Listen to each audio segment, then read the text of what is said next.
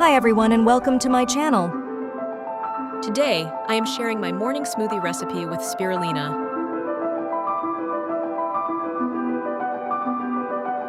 The first step is to prepare the ingredients.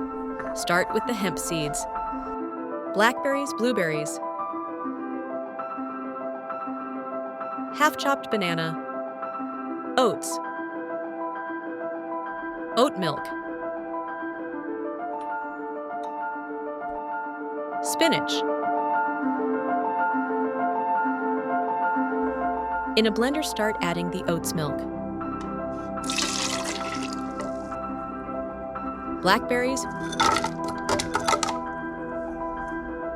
half-chopped banana,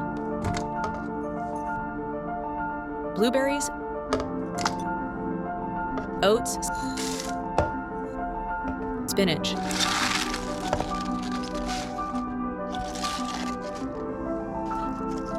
Spirulina. Mix all of the ingredients for a few minutes until smooth.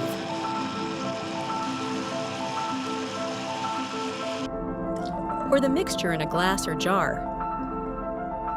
Decorate with 1 teaspoon of hemp seeds and few blackberries.